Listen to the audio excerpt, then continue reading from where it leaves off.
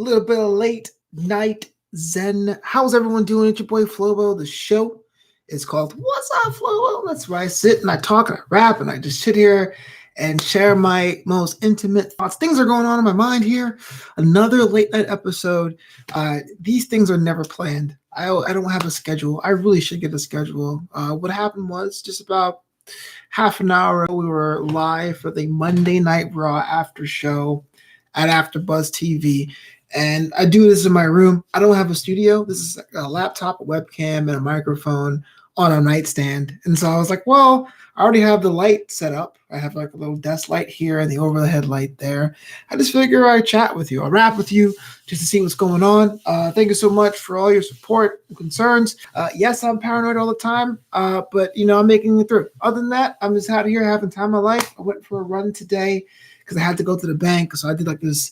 And I had to go to the store too to get water, which didn't have water. So I had to plan a run that would cross the bank to get the cash to go to the store because I was going out once. I wasn't going back out, right? So the idea was to make it as quick as possible. And okay, yeah, I was a funky guy, sweaty at the store, but it was a local shop, which is a pro tip. If you guys can't find your essentials, just go to your ethnic stores or smaller stores, get what you need. Anything else you can make happen. I got coconut water there. I found a cheap connect on WholeFoods.com. So I got water delivered today. So it all worked out.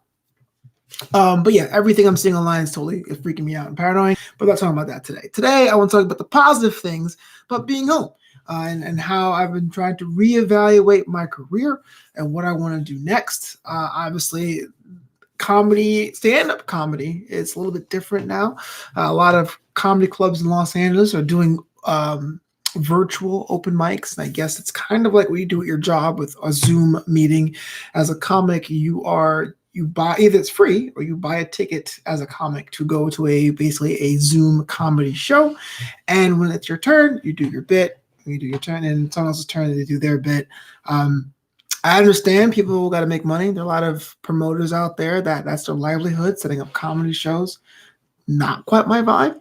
I'm not knocking anyone that does it. I know that there is some camaraderie to video chatting. Maybe I might get the bug to do it just for fun, but I know that's not a flex for me. I know that I'm not going to be getting any better telling jokes from this chair to a Zoom meeting. It's better than nothing. Don't get me wrong, but personally, I feel like, okay, I have to decide what comedy is going to be for me because there is the response from the crowd is what makes it great. When I approach a show, I am wrestling the crowd with my material. I want to make sure that they have a good time, they're educated, they're informed, and they're laughing. If I don't get that, then it's kind of weird. Like for example, if this is going to be the new normal forever, just for example, if we're all going to be quarantined or if we're all going to be in our house or told to be in house for non-essential things, and this is what comedy is the idea now is to do virtual mics in hopes you get signed and that your one show has an audience. It's hard to say that. So, because then it makes a thing of, well, are we just doing comedy to be famous? I don't think I am. I'm doing comedy because I want to share my experiences and tell people that, your life is not as bad as mine, or maybe we can come together and have a bit of consensus on the live art. That feedback is super important. So I'm trying to think about what else I can do. And I didn't want this to be a Patreon launch video because frankly, my Patreon is very, very bare, but I did launch one today at patreon.com/Boyce. I'm not telling you to go and donate, even though you did, it'd be great. The idea is I really want to put into action. I want to put myself accountable to start making different kinds of content. The idea is, okay, I know my skills as a host. I know my skills as a comedian. Let me try other things. I'm not trying to make this the new day job quite yet. It's impossible to start a new career like that and say, oh, I'm a creator. Especially now, we don't know how long the outside's going to be. But for me, it was very, very important that I just don't stay stagnant. I don't want to write stand-up jokes and have them die in a vine if I can't practice and workshop them in an actual stand-up environment. And I don't say that to poo-poo or to complain about things. There are things happening outside of my door that's way more serious what I'm living in now. But at the same time, if I wanted to be able to work on a craft, I have to have some sort of like feedback, or I have to know what the why is. And we talked about the why in the last episode. That why is continually evolving. So Wassup Flobos, it was a podcast, vlog that I started in December because two things. One, I don't know if you guys know this. I went to film school to be an editor. I'm an editor by trade. And the technology is, one, pass me by, and two, it's the worst for perfectionists. So I said, let me have a live show so I can just say things and hit stop. And that was great. But if I ever try to expand and do a taped show or do another podcast or get new Amsterdam Radio, my podcast now, out into more ears and building things, I really want to start visualizing all these disparate projects as one hub. So that's why I launched a Patreon, not necessarily to be like, please donate, because everyone's gonna be hitting up for money. It's just, okay, if someone had to ask me, if someone grabbed me by the shirt and threw me in the corner and goes, hey, what are you doing? I want to say, what's up, Flobo? I have some ideas for some actual other web series. I have a podcast I'm doing now. There's a podcast idea I want to try, X, Y, Z, A, B, C, D.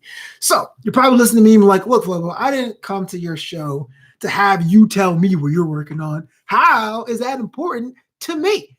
Well, I'm not saying go out there and start your own Patreon, but if you're a creative person, it's kind of that way to start. But if you're just somebody who has dreams of doing things, if you wanted to travel but you couldn't for obvious reasons, and you want to focus that energy of looking up other languages, other things, find a way to write down what you want. Find a way to actually list down the projects you want that are attainable with extra means, and then things that are not currently attainable. So for me, starting a podcast is as easy as my phone, right? Anchor app, download the app, start a podcast.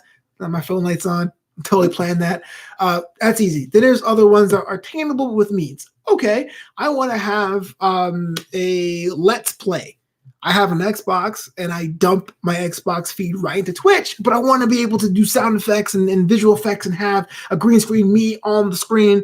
I made that with equipment. So that's attainable with means, because there are lots of people that make Twitch feeds happen in their bedroom. And there are ones that are like unattainable, right? The main goal, the big dream people ask me is what they call a shiny floor variety show. I would love to host that.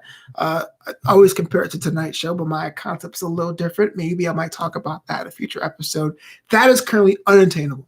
One, for the immediate reason of we can't have crowds, but also the format hasn't been workshopped. I don't have a guest. I don't have a venue, all that stuff. So the thing is, once you consider something unattainable, then your mind can say, well, I can work on that. I can work on that. I can work on that. And also this giant unattainable thing becomes this mountain that there's a trail up to it. And in fact, becomes more attainable once the fact you wrote it down and saw what you need to make it happen. So that's kind of what I sat last night. It was Sunday. I was having a bad day, I guess. I had a colleague tell me that I wasn't the greatest in the DJ space, not in a bad way, but definitely in a way to make me go, well, I'm kind of feeling it now. Thanks. I was going to post an old content throwback about one of my first novels, so I could just say, hey, look, guys, by the way, I wrote a book, and I read a review that was like 3 stars saying it was all right, but it's not a grammatical errors. I'm like, yeah, I self-edited my own book. I mean, I couldn't afford an editor back then, but it still hurt. So creatively, I was kind of like, man, what's my purpose, bro? What's the deal? What am I doing? And so that site allowed me to say, hey, if someone were to invest in Flobo Corp, if someone really wanted to buy into what you're doing, what are you working on? So that's what I came to tell you about today, how starting a Patreon for funsies kind of let me, or is helping me to go on a path to recalibrate what I am as a creator, at least for the time being, much like how we don't know if comedy's ever going to come back the way we think it is. Optimistically, I'm going to say yeah, but it's going to be a time where, one, we have lockdown lifted here in California, and then people get more and more comfortable with going out, interacting with other people for fun. Right? There's a whole different new normal we don't really know yet. If it doesn't come back, good. I don't want to fade away either. Yeah, money's going to be tight. And yeah, I don't know what I'm going to do for rent next month. But the idea is I want to be able to entertain and give. That's what my why is. Thank you so much for listening to me ramble about that. Total impromptu episode. Again, we just did the Monday Night Raw after show right here in this spot. Had my camera on, had my microphone, had my light. So I just figured, let me go ahead and talk to you and rap to you, all that. And I promise you more positive stuff as we sit here. I think it was like day 8 for me, day 9. Too many things online. Super paranoid, but you know what? We're still here, baby. Please call your friends and family. FaceTime them, video chat them. Make sure you're all engaged. I'm here. You guys can follow me on social media. Say hi. Say what's up. Ask me a question at Flobo Boyce on Twitter, at Flobito on Instagram, and of course, Flobito.com. Until next time, peace